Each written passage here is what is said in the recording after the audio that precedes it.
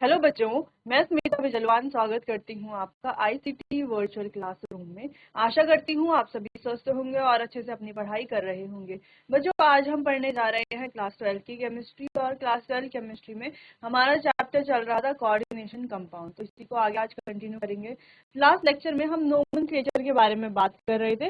Rules यहाँ पर पढ़ रहे थे कि कैसे जो हमारे कॉम्प्लेक्स कंपाउंड्स हैं उनकी नेमिंग की जाएगी।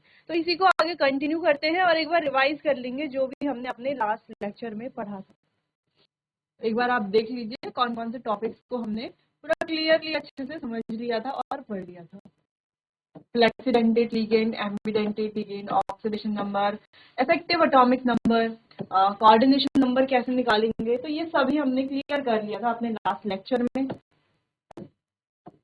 चलिए, तो नोमेनक्लेचर के बारे में बात कर रहे थे। कुछ रूल्स हमने पढ़ लिए थे और कुछ हम आगे देख रहे थे। ठीक है, चलिए तो स्टार्ट करते हैं। एक बार रिवाइज भी कर लेते हैं। सबसे पहले नोमेनक्लेचर कैसे किया जाएगा। Name of cation is written first, then the name of anion is written. तो जब भी कोई कॉम्प्लेक्स कंपाउंड है तो उसमें सबसे पहले हमेशा कैटायन का नाम लिखा जाएगा, फिर एनायन का नाम लिखा जाएगा। For neutral complexes, name is written in single word. और न्यूट्रल कॉम्प्लेक्स की अगर बात करें तो नेम को जो है सिंगल वर्ड में लिखा जाएगा। नेक्स्ट है नेमिंग ऑफ लीगेंड्स। तो लीगेंड्स की नेमिंग कैसे की जाएगी। अब हमारे पास यहाँ पर अलग अलग लीगेंड्स है। देखो बच्चों, ये तो है हमारे एनायनिक लीगेंड्स,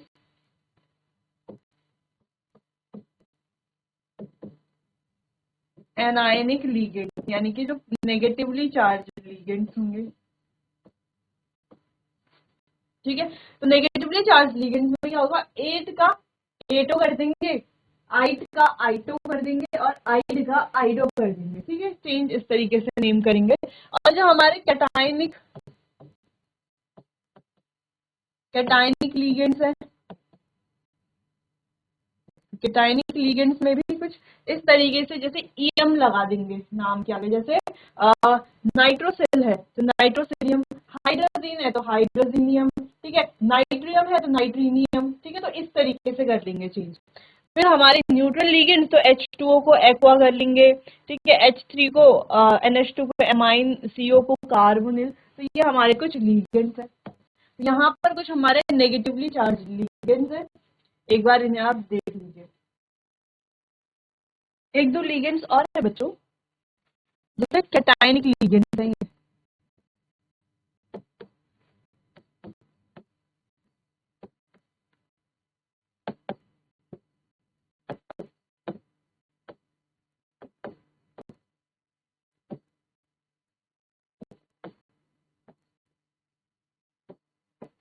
ठीक है, तो एक्वा में कंफ्यूजन नहीं होना है। जो हमारे पास H2O है वो तो न्यूट्रल है। अगर हम H2O की बात करते हैं तो ये तो न्यूट्रल है। ये कैसा है, इसका नाम है एक्वा। ठीक है, तो इतना ध्यान रखना है। ये हमारे कुछ लीगेंड्स है।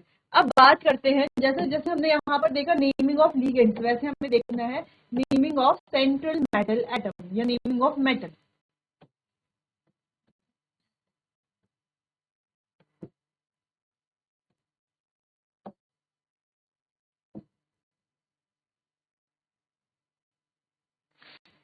अब मेटल के बारे में देखते हैं कि मेटल की नेमिंग कैसे की जाती है। ठीक है, नंबर 2 वाला पॉइंट देखिए। इफ द, इसके दो इंपॉर्टेंट पॉइंट है। If the metal is present in cationic pair,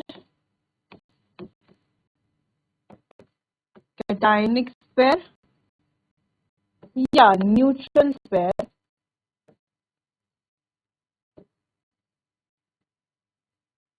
अगर मेटल जो है कैटायनिक पेयर या न्यूट्रल पेयर में प्रेजेंट है, देन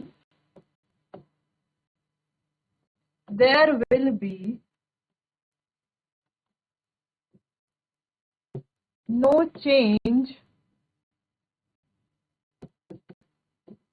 इन द नेम। ठीक है, तो अगर मेटल कैटायनिक या न्यूट्रल पेयर में प्रेजेंट है तो नाम में कोई भी चेंज नहीं आएगा, क्लियर है। लेकिन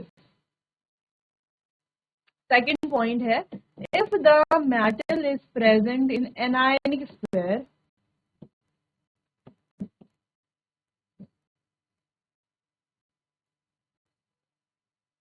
is present in an ionic sphere, then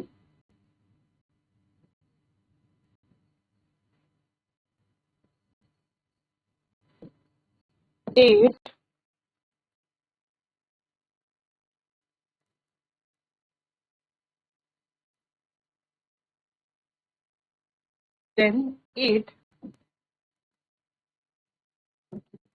suffix is used. अगर मेटल क्या है, एनायनिक स्फीयर में प्रेजेंट है, तो वहां पर आएगा एट सफिक्स। ठीक है, सफिक्स क्या लिखेंगे, एट। जैसे कि कुछ एग्जांपल्स देखते हैं।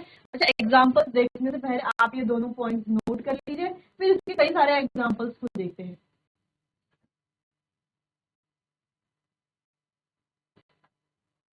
चलिए, तो कुछ एग्जांपल्स देखते हैं जैसे हमारे पास ये है।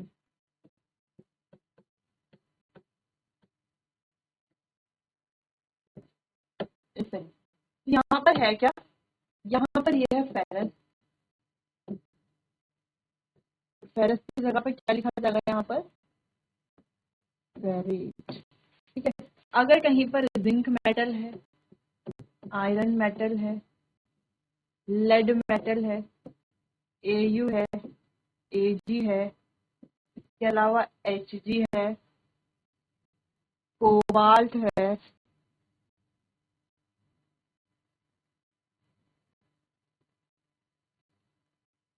ठीक है, एसएन है, टिन है। ठीक है, तो ये अगर कुछ मेटल्स हैं तो इनका नाम कैसे लिखा जाएगा, देखो नाम के बाद में आ जाएगा ए, ये हो जाएगा जिंकेट, ये हो जाएगा फेरेट, ये हो जाएगा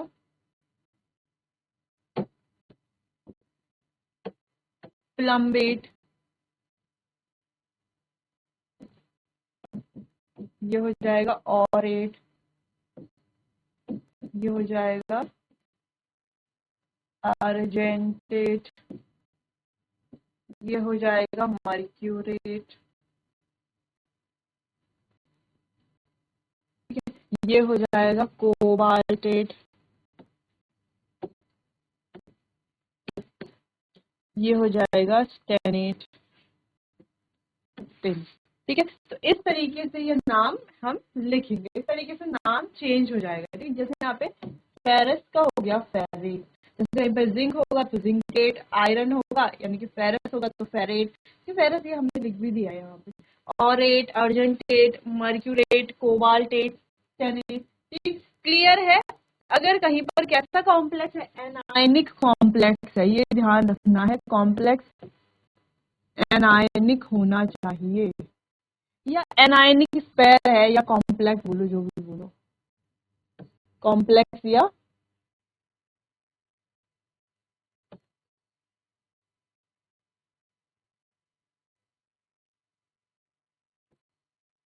स्फीयर बोलो।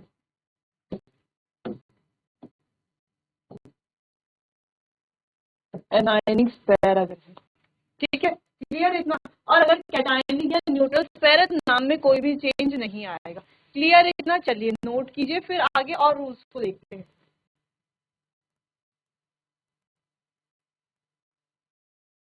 आगे बढ़ते हैं नेक्स्ट की तरफ, नेमिंग ऑफ कॉम्प्लेक्स आयन। ठीक है, अब नेमिंग स्टार्ट करते हैं। देखो लिगेंड्स की नेमिंग कैसे की जाएगी और मेटल की नेमिंग कैसे की जाएगी, ये तो हमने देख लिया।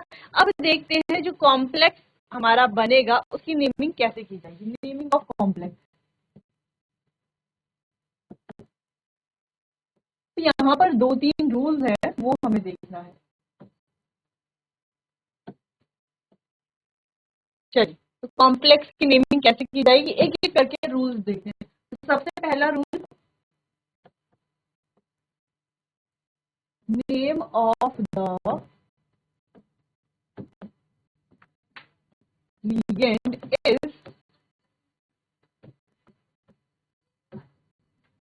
is written first, then the name of metal is written. ठीक है, यानी कि जब हम कोई भी कॉम्प्लेक्स है तो जब हम उसकी नेमिंग करेंगे तो आपके पास कोई भी कॉम्प्लेक्स हो, मान लीजिए आपके पास कुछ इस तरीके का ये है, हमारे पास कुछ कॉम्प्लेक्स ये है, ठीक है। तो जब आप कॉम्प्लेक्स की नेमिंग करोगे तो पहले क्या आप मेटल का नाम लिखोगे या लीगेंड का नाम लिखोगे? तो इम्पोर्टेंट क्या है, आप पहले लीगेंड का नाम लिखोगे फिर मेटल का नाम लिखा जाएगा। क्लियर?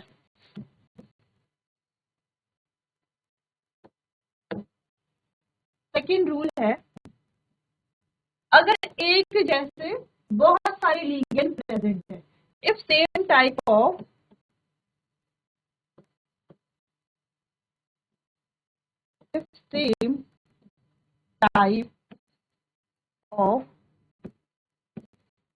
more than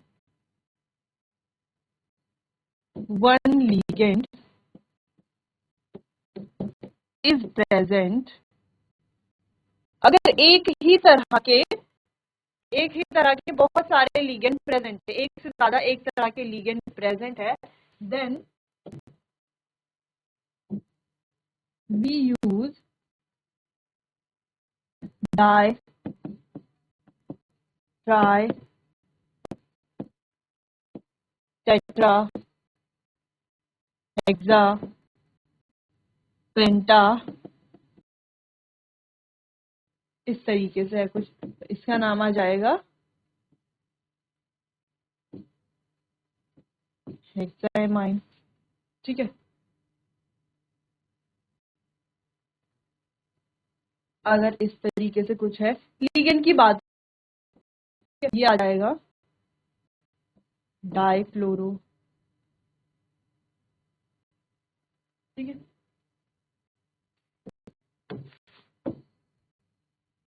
clear? और यहाँ पर क्या पहले लीगेंड, जैसे लीगेंड हमारा NH3 है, अगर एमाइन लिखा जाएगा। इसके अलावा लीगेंड हमारा C242 नेगेटिव है, लीगेंड हमारे पास है जैसे CN है, अगर 2 है तो डाई आ जाएगा, 3 है तो डाई आ जाएगा, 4 है तो टेट्रा आ जाएगा, ठीक है, 5 है तो पेंटा आ जाएगा, 6 है तो हेक्सा। चलिए, नोट कर लिया होगा। नेक्स्ट रूल की बात करते हैं, rule number 3। if the ligand already contains di, tri,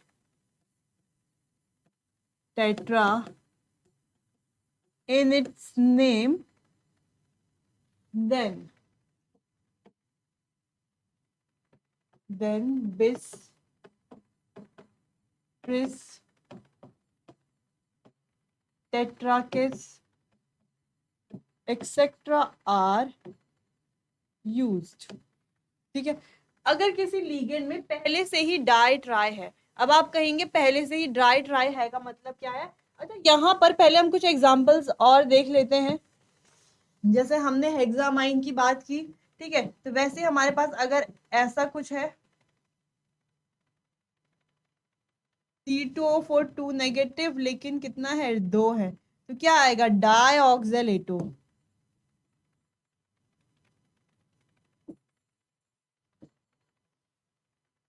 ठीक है, अगर कुछ ऐसा है तो हो जाएगा ये टेट्रा साइनो, ऐसा कुछ है अगर तो हो जाएगा ये टेट्रा एमाइन। ठीक है, टेट्रा एमाइन। इस तरीके से ये कुछ एग्जांपल्स भी हैं। चलो अब यहाँ पर बढ़ते हैं। देखो अगर लीगेंड के नाम में, अभी पीछे वाला पॉइंट क्या था कि अगर एक से ज्यादा सेम तरह के लीगेंड है तो हम डाई ट्राई इस तरीके से यूज करते हैं। अगर नाम में पहले से ही डाई ट्राई है, जैसे हम यहाँ पर देखें EN हमारे पास है और मान लेते हैं ये हमारे पास लीगेंड है, ठीक है, इसका नाम क्या है? देखो अगर हम EN की बात करें तो बच्चों EN का नाम है इथाइलिन डाई एमाइन। अब इसका नाम तो पहले से ही इथाइलिन डाइअमाइन है, तो इसका नाम कैसे लिखा जाए? डाई इथाइलिन डाइअमाइड लिखा जाएगा क्या? दो बार डाई डाई कैसे आएगा एक ही नाम में? तो क्या किया जाता है यहाँ पर, डाई की जगह पर क्या किया जाता है, यहाँ पर लिखा जाएगा बिस इथाइलिन डाइअमाइन। ठीक है, समझ में आया? अगर पहले से ही किसी लीगेंड के नाम में डाई ट्राई टेट्रा या कुछ भी है तो वहां पे बिस ट्रिस टेट्रा किस इस तरीके से यूज किया जाएगा। तो अगर दो है तो दो के लिए किया जाएगा बिस यूज, अगर तीन है तो तीन के लिए किया जाएगा ट्रिस, अगर चार है तो किया जाएगा टेट्रा किस, अगर पांच है तो यूज किया जाएगा पेंटा किस, और इस तरीके से आगे इसको बढ़ाया जाए। ठीक है, क्लियर है इतना? जैसे यहाँ पर दो था तो बिस आया, अगर यहाँ पर ये EN तीन होता तो क्या आता? ट्रिस आता, अगर ये चार होता तो टेट्रा किस आता, पांच होता तो पेंटा किस आता। तो कुछ इस तरीके से, ये वाला रूल बहुत इंपॉर्टेंट रूल भी है बच्चों, ठीक है, तो ये वाला रूल आपको ध्यान में रखना है। ठीक, चलिए तो इतना आप नोट कीजिए, फिर आगे इसके और दो तीन रूल्स हैं वो देखते हैं, फिर कॉम्प्लेक्स की नेमिंग स्टार्ट करते हैं। चलिए नेक्स्ट हमारा अगला है फोर्थ वाला, अगला है after naming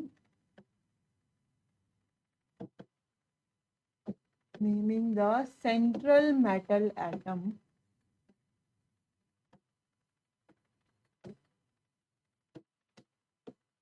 its oxidation state is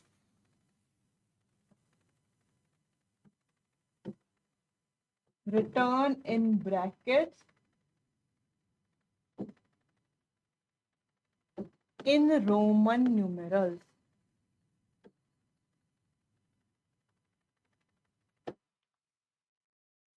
ठीक है, सेंट्रल मेटल एटम का नाम लिखने के बाद उसकी ऑक्सीडेशन स्टेट लिखी जाएगी, वो भी रोमन न्यूमेरल्स में लिखी जाएगी और ब्रैकेट में। जैसे अगर किसी की थर्ड ऑक्सीडेशन स्टेट है तो नाम लिखने के बाद इस तरीके से, या किसी की सेकंड ऑक्सीडेशन स्टेट है तो इस तरीके से, किसी की फोर्थ ऑक्सीडेशन स्टेट है तो कुछ इस तरीके से लिखी जाएगी। क्लियर है? या किसी की फर्स्ट ऑक्सीडेशन स्टेट है तो इस तरीके से ब्रैकेट में उसे लिखा जाए। ठीक है, चलिए फिफ्थ पॉइंट है नेम ऑफ द कॉम्प्लेक्स। ये एक इंपॉर्टेंट पॉइंट भी है और ये आपको पता होना चाहिए। Name of the complex is return in single word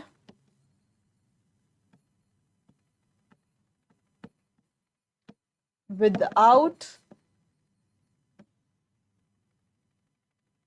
any space. ठीक है, तो जो कॉम्प्लेक्स है जब हम उसका नाम लिखेंगे तो वो हमेशा एक सिंगल वर्ड में लिखा जाएगा बिना किसी स्पेस के। ठीक है, वहां पर कोई भी स्पेस नहीं दिया जाएगा। और एक और इसमें ऐड करेंगे, and no capital letter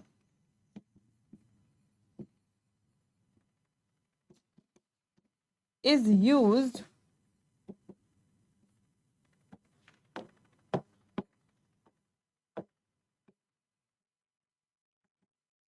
while starting the name of the complex। और यहाँ पर कोई कैपिटल लेटर भी हमें यूज नहीं करना है। ऐसे नहीं कि हम नाम स्टार्ट कर रहे हैं तो कैपिटल लेटर से स्टार्ट करेंगे, बिल्कुल भी नहीं, कैपिटल लेटर से स्टार्ट नहीं करना, ठीक है। जैसे अगर हमारे पास कोई कॉम्प्लेक्स कुछ इस तरीके से हम मान लेते हैं, इस तरीके से है, ठीक है। अच्छा, इसको पहले चार्ज बैलेंस करेंगे और ऑक्सीडेशन नंबर निकालेंगे। पहली चीज हम क्या करेंगे, चार्ज बैलेंस करेंगे और ऑक्सीडेशन नंबर निकालेंगे। क्लियर? तो देखो यहाँ पे 2 नेगेटिव है तो यहाँ पर क्या आ जाएगा, 2 पॉजिटिव आ जाएगा। इस तरीके से ये जो हमने एक एग्जांपल लिया है, ठीक है। फिर उसके बाद बच्चों हमें सबसे पहले क्या करना है, पॉजिटिव स्पेयर का नाम लिखना है, फिर हम एनायन की तरफ बढ़ेंगे, ठीक है। तो पॉजिटिव स्पेयर में भी सबसे पहले लीगेंड्स का नाम लिखना है, ठीक है, फिर आगे बढ़ेंगे, है ना, ऐसे ही करेंगे। तो लीगेंड्स के नाम से हम यहाँ पर शुरू करेंगे। तो देखो यहाँ पर है 4 मिथाइल, सॉरी 4 एमाइन, तो क्या लिखा जाएगा, टेट्रा एमाइन। तो जो टेट्रा एमाइन का स्टार्ट किया जाएगा टी, वो कैपिटल लेटर नहीं होना चाहिए, वो होगा हमारा स्मॉल लेटर, ठीक है। तो जब भी हम कॉम्प्लेक्स का नाम स्टार्ट करेंगे तो स्मॉल लेटर से स्टार्ट करेंगे। दूसरी चीज, ये नाम एक सिंगल वर्ड में लिखेंगे, यानी कि जब हम ये पूरे का नाम लिखेंगे तो इसके बीच में कोई भी स्पेस नहीं आएगा, ठीक। क्लियर है इतना? चलो अच्छा, ये लास्ट के ये 2 रूल्स इनको नोट कीजिए, फिर कॉम्प्लेक्स के नाम देखते हैं कैसे लिखे जाएंगे। चलो, तो एक नाम लिख करके देखते हैं।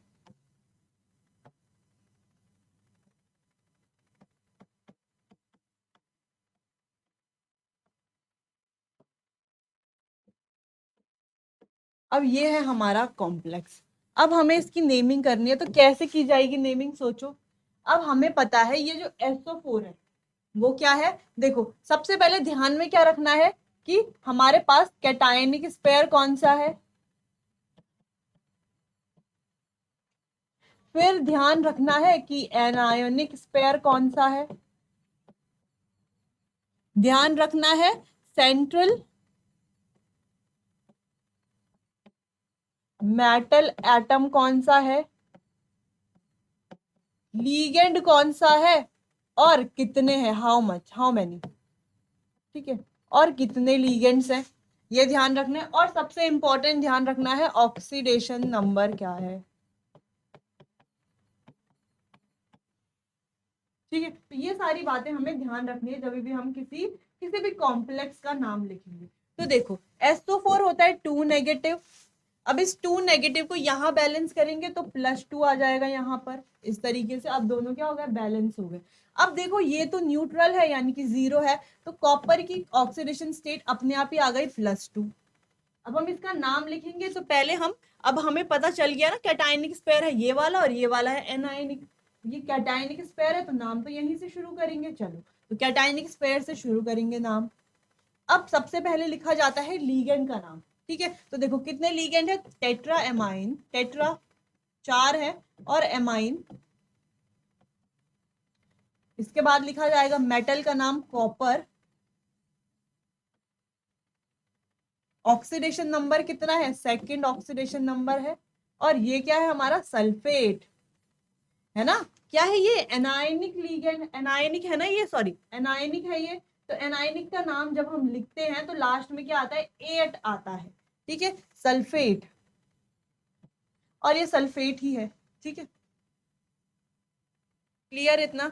चलो, तो ये हो गया इसका नाम, tetra amine copper second sulphate. Clear है इतना? चलिए इसे नोट कीजिए बच्चों। चलिए, तो यहाँ पर किसी भी कोऑर्डिनेशन कॉम्प्लेक्स की या हम कहें कोई भी कॉम्प्लेक्स कंपाउंड की नेमिंग कैसे की जाएगी वो हमने यहाँ पर देख लिया, स्टेप बाय स्टेप सारे रूल्स भी हमने पढ़ लिए। अब आने वाले सेशन में हम अलग अलग कॉम्प्लेक्स कंपाउंड्स की नेमिंग के बारे में पढ़ेंगे और नेमिंग करेंगे, ठीक है। चलिए बच्चों, तो आज के लिए बस इतना ही, मिलते हैं अपने आने वाले अगले सेशन में, तब तक के लिए आपका बहुत बहुत धन्यवाद।